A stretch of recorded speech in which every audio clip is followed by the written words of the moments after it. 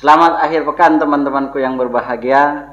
Selamat berjumpa dengan saya, Seth Wahidi, pada acara Ngopi Akhir Pekan. Kita akan berbincang banyak hal, ya, pendidikan, politik, ekonomi, sosial, anak muda, ya, diperbincangkan dengan santai gitu. Yang namanya Ngopi Akhir Pekan itu ya perbincangannya orang ngopi tidak harus dengan yang berat-berat, yang santai-santai. Teman-teman boleh saja mendaftarkan diri untuk menjadi tamu, atau nanti kami juga mengundang beberapa orang yang layak untuk kita jadikan teman ngopi di akhir pekan ini. Pada kesempatan kali ini saya sudah kedatangan tamu. Beliau adalah seorang doktor filsafat, alumni Universitas Gadjah Mada Yogyakarta, dan sekarang juga tercatat sebagai seorang pengajar di STKIP PGRI Sumeneb.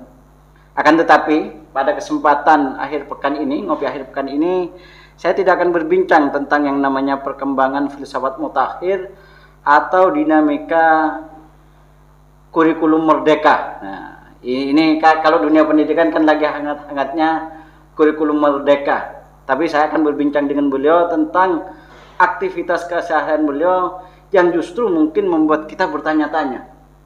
Karena selain seorang dokter, ternyata beliau menggeluti yang namanya menjadi seorang petani organik. Nah, ini baru ini. Baru ada seorang dokter tiba-tiba memutuskan pulang ke kampung dan menjadi seorang petani. Dan pilihannya adalah petani organik. Ada apa dengan petani organik?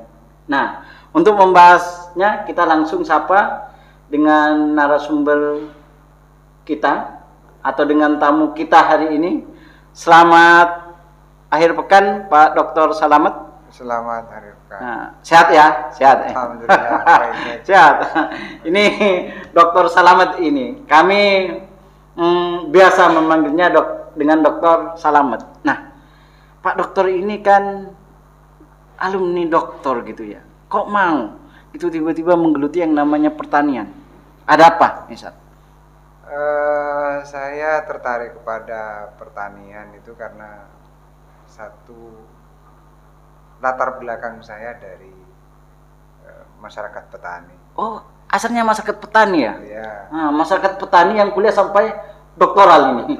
Ini potret petani yang tidak putus asa ini. Seperti apa? Ya, akhirnya saya kan berpikir gini. Saya berpendidikan juga prosesnya dari latar belakang petani, masyarakat petani, orang tua petani. Ini saya akan berpikir bahwa pertanian ini perlu diperhatikan lebih serius karena itu bagian dari sumber saya untuk mencapai pendidikan yang hari ini dijalani prosesnya, kan gitu. Nah, kalau kata politisi itu berpolitik kembali ke sumber gitu ya. Ya. Karena kita berasal dari petani, maka saat apapun profesi kita, kalau bisa pertanian tetap diperhatikan. Nah, ini kalau kata pepatah adalah bukan kacang yang lupa sama kulit, tapi dia ingat sama kulit. Kemana-mana yang namanya identitas petani dibawa. Nah, pertanyaannya sekarang, kenapa organik? Ada apa dengan tiba-tiba pertanian kita kok ada organik, ada non-organik? Non-organik. Jadi gini, saya lebih tertarik pada pertanian organik karena mempelajari ternyata pertanian hari ini di Indonesia pada umumnya, khususnya di Sumeneb, pertanian yang kemudian sudah lupa untuk memperhatikan tentang kesehatan tanah, tentang kualitas produksi pertanian, baik dari serat yang dimiliki maupun dari aspek kesehatannya. Artinya pertanian organik itu akan mengembalikan pertanian pada hal-hal yang memang alamiah, yang profesional dan proporsional, tidak lagi terkontaminasi dengan zat-zat kimia yang itu mengurangi, pertama mengurangi bisa kesuburannya, yang kedua juga mengurangi tentang kualitas hasil pertanian. Nah, ada yang dikatakan tentang tanah. Apa memangnya selama ini pertanian kita tanahnya menjadi keras atau menjadi tidak sehat, sehingga perlu yang namanya gagasan organik ini ada gitu tentang kualitas tanah ini. Ya, salah satunya gitu. Jadi kita bisa melihat sekarang pertanian yang ada khususnya di kita yang di sekitar kita di Kabupaten Sumeneb, umumnya di Indonesia, mulai dari revolusi hijau itu tahun 1980, karena negara sudah berlomba-lomba untuk meningkatkan pangan, maka pakai solusi pupuk kimia sintetik, jadi terus dibom pertaniannya sehingga merasa meningkat produksinya. Nah, tapi hal negatifnya dari perkembangan pertanian itu yang pakai pupuk kimia, akhirnya tanah mulai kenyal, mulai keras, mulai tidak terkendali kesuburannya, mulai tidak lagi terkontrol ekosistemnya. Yang seharusnya makhluk sekitar kita, hewan kita yang hidup bisa juga memberikan support terhadap persuburan tanah, akhirnya juga tidak terkendali. Itu ngefek tidak pada kualitas misal padi produksi pertaniannya gitu. Itu ya. Ngefek enggak ketika tanah misal mengeras karena banyak disirami dengan dengan obat-obat pembunuh rumput misalnya, pestisida dan lain sebagainya, itu ngefek tidak terhadap kualitas pertaniannya itu? Pasti ngefek kepada kualitas produksi pertanian. Efeknya yang paling dirasa oleh kita itu persoalan efek ke kesehatan. Serat yang kemudian dipelihara dengan baik secara alami, akhirnya dipaksa pakai pupuk kimia, dan itu seratnya jadi melemah, tidak berkualitas. Misalnya padi. Padi itu yang diproduksi berdasarkan pertanian kimia, maka hasilnya itu juga berefek kepada kesehatan karena ada unsur kimianya. Nah, kepada tubuh kita bisa menjadi kurang bertahan untuk menjaga kestabilan kesehatan tubuh. Nah, salah satunya. Nah, solusi pertanian organik ini mengembalikan kualitas padi yang dihasilkan oleh petani organik, yang kemudian awalnya tidak terpelihara kualitasnya, kita mencoba untuk memeliharanya. Wah, ini kalau istilahnya di diskusi warung kopi ini dunia yang paradoks gitu ya. Seolah dengan pertanian yang pakai zat kimia, kita sebenarnya bayangannya langsung hasil meningkat gitu. Tapi ternyata teman-teman, ini baru tahu juga saya, ternyata yang pakai kimia itu ya meningkat tapi juga mengandung ancaman gitu ya. Sama kesehatan tubuh gitu ya. Nah, kalau sekarang misal semua orang kan sudah pakai kimia, pestisida dan lain sebagainya, lalu bagaimana untuk beralih ke organik lagi gitu? Itu memang tantangannya para petani organik. Iya. Kita di Indonesia itu salah satu kelemahannya, lahan yang mau bertani organik itu terbatas. Jadi terbatas, kita hanya punya sepetak dua petak, sedangkan di sekitar petak kita itu masih pakai konvensional ya? Iya, konvensional. Pakai yang kemudian pupuk kimia. Airnya sudah tercemari dan semacamnya. Tapi paling tidak kita berusaha untuk meminimalisir pengaruh pupuk kimia, pupuk pabrikan, pupuk penumbuh kembangkan tanaman yang itu ada unsur kimianya, kita batasinya salah satunya kita di satu petak itu jangan pakai pupuk kimia. Saya potong dulu berarti perbedaan organik sama kimia itu juga pada pupuknya ya? Pada pupuknya.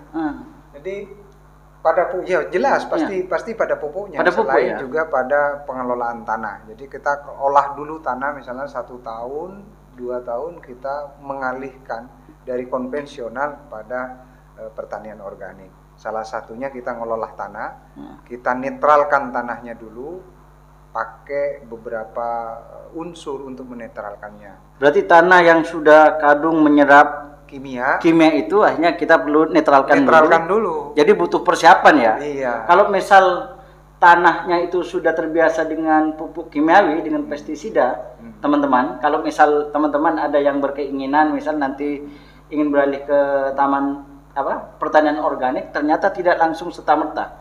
Jadi kalau sudah tanah kita itu sudah kena pupuk kimiawi, ternyata harus dinetralkan dulu. Nah, seperti apa cara menetralkannya itu? Gitu. Nah, ini ya salah satunya saya karena saya belajar dari pengalaman. Ya. Bukan artinya belajar dari ada autodidak untuk pertanian, salah satu untuk menghindar dari pupuk kimia itu. Nah, salah satunya saya pakai serabut kelapa, ukuran misalnya 1 petak yang tidak nyampe 1 hektar, maka kita pakai serabut kelapa itu.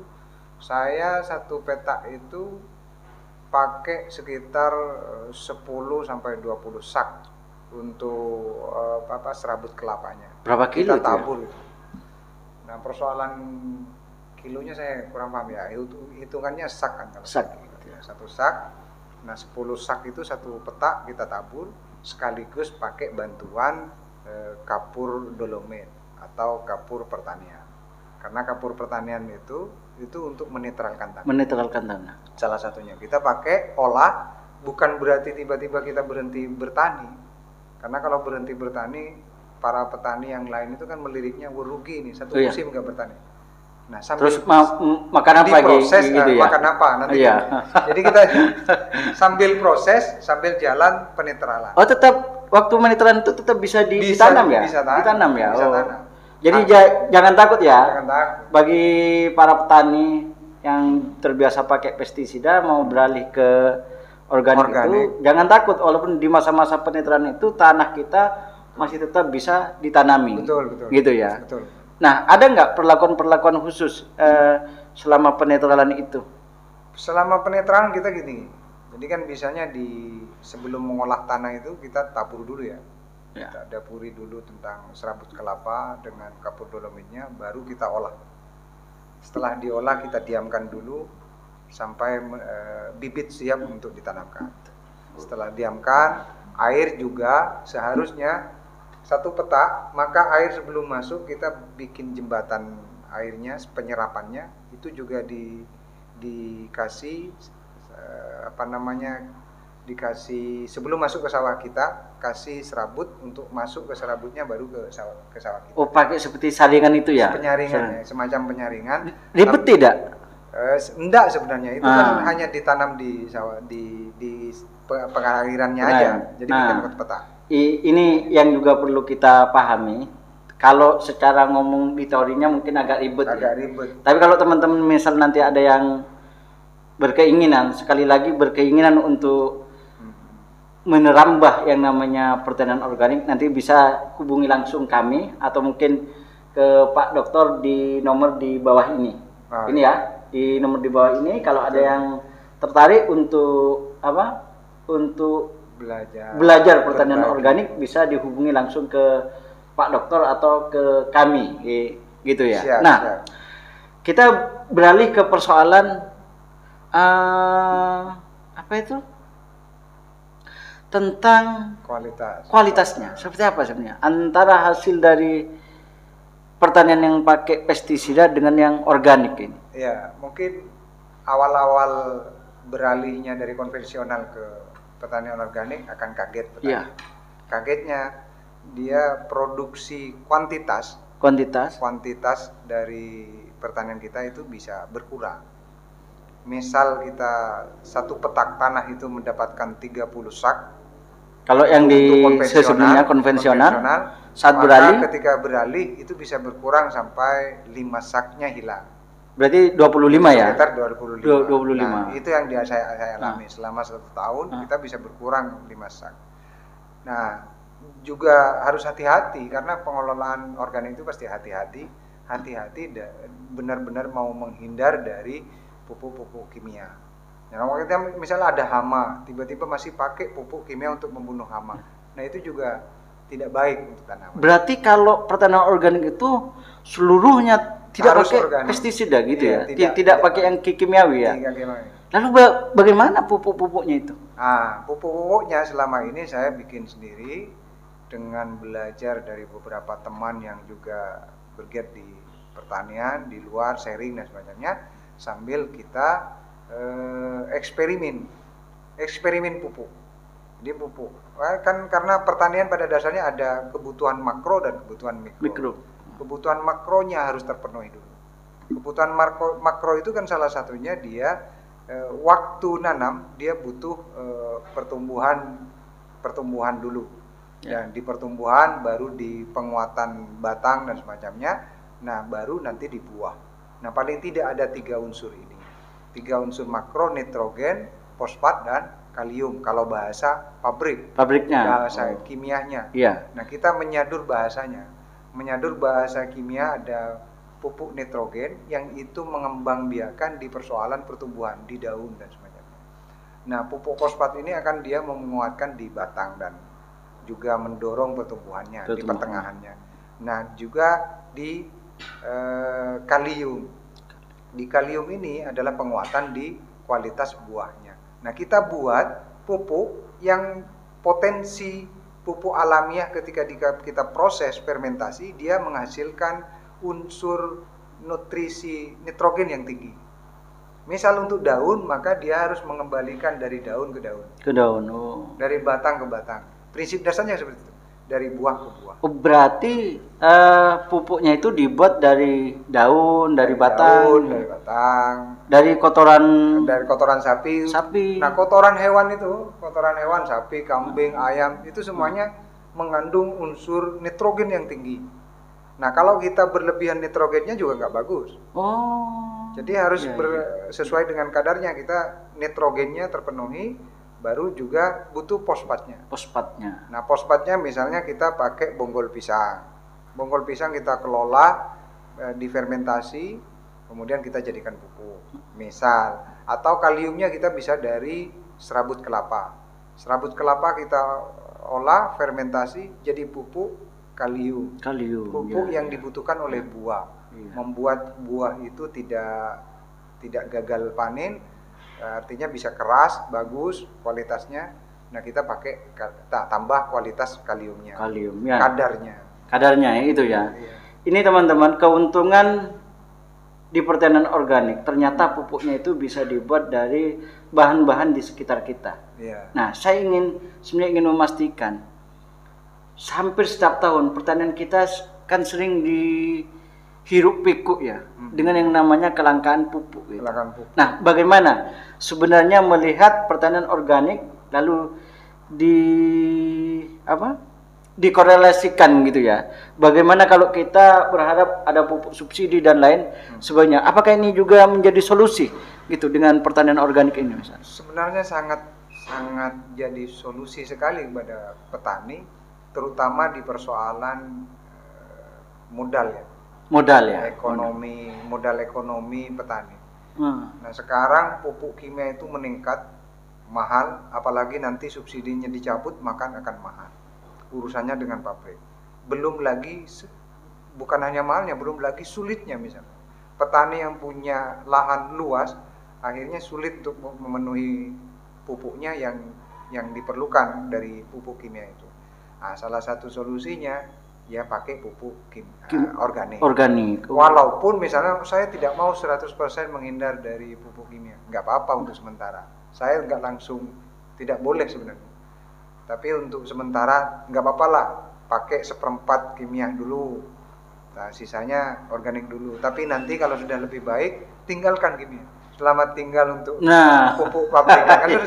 Nah, itu meringankan beban modal petani. Ditambah lagi misalnya hasil pertanian untuk jualnya sekarang tidak sesuai dengan modal yang dipakai. Nah, hitung-hitungan modal Pak Dokter, kita kan selalu juga dihadapkan masyarakat saat panen, antara modal panen sama dengan yang namanya ketika dijual, harga jual itu kan tidak berimbang. Kalau di pertanian organik seperti apa ini ketika kita berbicara antara produksi sama yang namanya ketika hasil penjualan itu gitu? Justru harga hasil produksi pertanian organik itu lebih mahal daripada harga hasil produksi dari pertanian kimia. Kimia. Non-organik. Lebih mahal ya? Lebih mahal. Lebih mahal ya? Kenapa? Karena kita menghargai mereka yang sudah menjaga ekosistem. Karena prinsipnya pertanian organik itu ada 4. Pertama, prinsip kesehatan.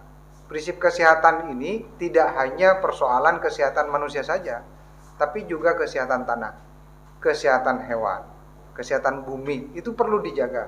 Nah, itu prinsip-prinsip organik. Kalau kita bertani, tapi kemudian hewan-hewan di sekitar pertanian kita yang seharusnya terpelihara juga ikut mati, nah itu artinya ada yang gagal dalam pertanian organik. Nah, hewan yang perlu terpelihara itu hewan yang kemudian saling memberi positif terhadap tanaman kita, bukan hama maksud saya gitu. Jadi rantai makanan itu memang jalan ya? Iya, jalan ya? Siklusnya jalan. Yang kedua ada prinsip ekologi. Nah, itu siklus itu. Jadi prinsip ekologi dipelihara betul dalam pertanian organik.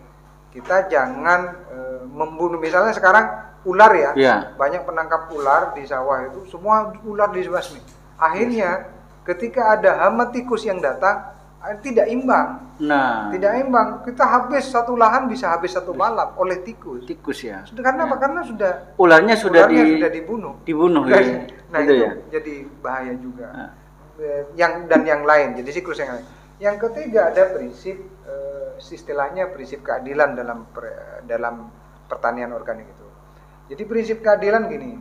Maksudnya keadilan itu berbasisnya kalau kita memelihara tanah, maka kita harus bersikap adil terhadap tanah, jangan disiksa dengan persoalan-persoalan pupuk kimia. Jadi kalau pupuk kimia itu menyiksa ya? Menyiksa sama tanah ya? Menyiksanya begini, ini yang tumbuh seharusnya 2 minggu baru bisa berkembang, ini 1 minggu dikejar untuk lebih berkembang seperti orang tumbuh 2 minggu. Contoh yang paling tampak di masyarakat kita itu ayam. Ayam yang seharusnya 40 hari belum saatnya panen, ini sudah bisa dipanen. Ayam potong itu ya? Iya, itu kan pakai kimia. Wah, itu berarti tidak adil juga mungkin. Itu bukan berbasis keadilan. Memaksakan kehendak kepada satu hewan yang seharusnya tumbuh dengan alami, kita dipaksa untuk subur. Dipaksa supaya produksinya menjadi cepat. Akhirnya kata-katanya kalau di ayam potong itu kan agak-agak dagingnya agak ya gimana lah. Dibanding ayam kampung lebih enak ayam kampung katanya. Dan itu untuk kesehatan juga baik. Iya. Nah, itu maksud saya. Ini contoh yang paling tampak di masyarakat. Ya, sama dengan pertanian-pertanian padi dan semacamnya. Semakin dipaksa maka semakin tidak baik. Nah, yang keempat, yang terakhir dalam pertanian organik itu adalah prinsip perlindungan. Nah, jadi di prinsip perlindungan kita juga perlu sangat hati-hati bagaimana kita melindungi kualitas produksi pertanian itu, seratnya, kualitasnya itu bisa dipelihara dari alam kembali ke alam. Jadi prinsipnya pertanian itu dari alam kembali ke alam. Misalnya pupuk-pupuknya kita buatnya dari alam, dikembalikan lagi kepada alam. Saya kira gitu. Nah, tapi selain produksi Pak Dokter, gitu ya, persoalan di pertanian itu kan juga persoalan pangsa pasar. Iya. Nah, sejauh ini sebagai petani organik, bagaimana pangsa pasar di Sumeneb, atau mungkin Pak Dokter sudah bagaimana cara memasarkan hasil pertanian organiknya? Untuk saat ini memang kendalanya kita untuk petani organik di pasar ya. Di pasar pertama memang harga dipaksa lebih mahal dari yang non organik. Yang kedua, konsumen kita itu, prinsip masyarakat kita itu sudah beralih mulai dari 1980 itu, yang penting makan. Yang penting makan. Jadi masyarakat pada akhirnya yang penting makan, tidak berpikir tentang kualitas apa yang dimakan. Entah itu ngandung racun, yang penting makan. Yang penting makan. Nah, prinsip akhirnya kayak gitu itu berkembang sampai hari ini itu melekat di masyarakat. Tidak berpikir lagi ini beras sehat atau beras yang sudah mengandung racun kimia. Nah, akhirnya yang penting makan. Nah, persoalan mati urusan Tuhan. Kadang begitu. Akhirnya pasar kita terbatas. Pasar kita beda dengan di luar. Di luar sekarang di Amerika misalnya, di Korea, di Taiwan, itu mulai dikembangkan pertanian organik. Organik. Kenapa? Iya. Karena kepedulian tentang terhadap kesehatan, keadilan, dan perlindungan, mengembalikan tanah menjadi subur, itu mulai berkembang. Ya persaingannya kita dengan pabrik. Pabrik itu industri modern. Jadi perangnya ke sana. Tradisi melawan Modern gitu ya. kan begitu ya. Nah, ini satu informasi penting teman-temanku di akhir pekan, bahwa ternyata makanan itu adalah utama bagi kita, bagaimana kita menjaga kesehatan. Dan di pertanian organik ini sebenarnya bukan sekedar kita berbicara tentang yang alami, tapi kita juga berbicara bahwa kalau kita ingin sehat, ya apa yang kita konsumsi itu harus sehat. Misal, benar nggak? Ada satu hal yang mungkin bagaimana paradigma di organik gitu. Kalau dulu saya pernah mendengar makanan yang sehat itu kalau yang namanya hewan itu suka sama makanan itu, berarti makanan itu sehat. Ya, ciri-cirinya. Ya. Ciri-cirinya gini, kalau orang yang biasa ke hutan, ya, lalu dia mau cari makanan di hutan, ciri-cirinya buah-buahan yang disenangi oleh hewan, semut, kaluang. Iya, kaluang. Apa itu? Apa? Burung malam yang makan buah itu. Kalau disenangi itu, maka buah itu tidak beracun. Nah, dan itu bagus. Iya. Tapi kalau buah itu nggak disenangi oleh hewan, kayak semut paling gampang, nggak ada semutnya, nggak ada apa, jangan dimakan. Itu buah yang beracun. Nah, kalau di beras itu kan ada kapang ya. Iya.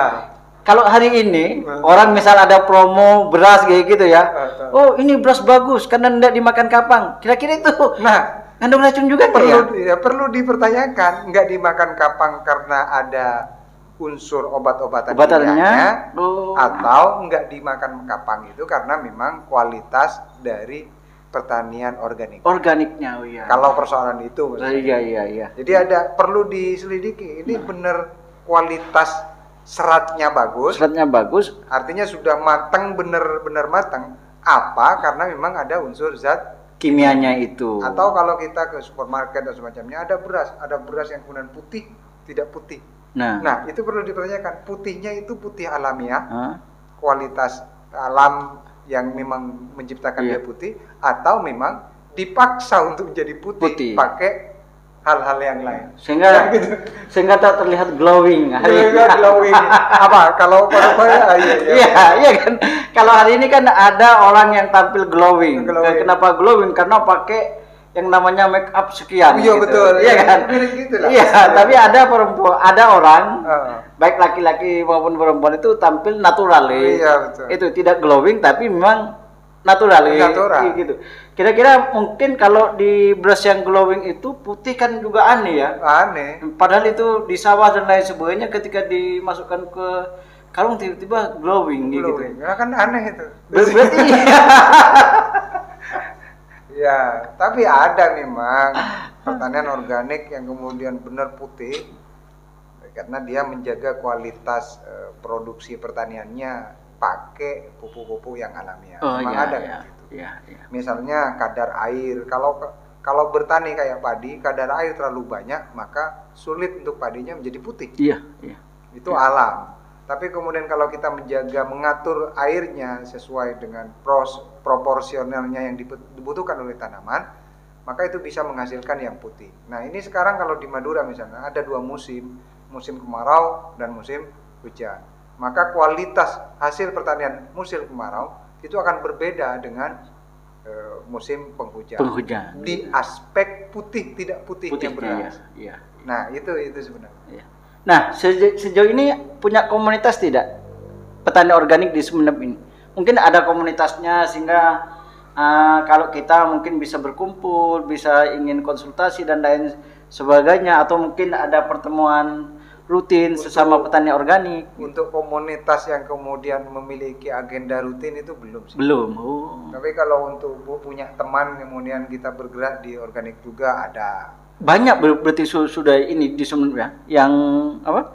Yang tertarik untuk belum banyak. Saya belum berani memastikan banyak karena masih ada. Ada 1-2 orang ya. Kalau 1-2 orang itu belum bisa dikatakan banyak lah dulu ya. Banyak itu kalau nanti misalnya sampai paling tidak seperempat dari petani ini bisa beralih, itu bisa mengaruhi. Nah, iya. Ya mudah-mudahan nanti saya berharapnya petani ke depan itu mengembalikan tanah itu pada kesuburan secara alamiah. Secara alamiah ya. Bukan dipaksa. Kalau Pak Dokter sendiri punya berapa hektar untuk ini, untuk pertanian organiknya ya? Enggak, saya sekarang paling 1 hektaran lebih lah sedikit. Yang untuk organik itu ya? Organik. Untuk organik itu. Dan setiap tahunnya berapa ton ini hasil? Ya kurang tahu ya berapa tonnya, tapi saya nyimpen dan semacamnya. Ukuran tonnya itu saya kurang. Iya. Oh iya teman-teman juga nanti sekali lagi kalau ada yang berminat beralih ke, bukan beralih ya, atau berminat untuk yang namanya bertani organik, sekali lagi bisa hubungi kami di nomor di bawah ini, atau langsung menghubungi nomornya Pak Dokter di nomor ini Kak, kalau nomornya Pak Dokter. Jadi berbeda. Iya. Kalau ke kami bisa ke basecamp kami di perumahan Bumi Sumekar, tapi kalau ke rumahnya Pak Dokter ini kebetulan di desa Pabresen. Jadi kalau di desa Pabresen itu bisa berbincang, karena kalau yang namanya tanpa praktek, mungkin dari tadi teman-teman akhir pekan ini juga kebingungan gitu ya, seperti apa melaksanakan yang namanya pertanian organik. Tetapi kalau langsung mempraktekannya, dari tadi saya lihat ini sebenarnya asik gitu.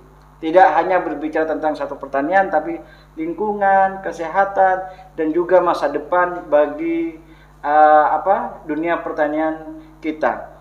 Mungkin itu ya bincang-bincang santai kita. Ini agak nervous ya. Ya, bertemu dengan seorang dokter yang menggeluti pertanian kan ini agak nervous ya saya.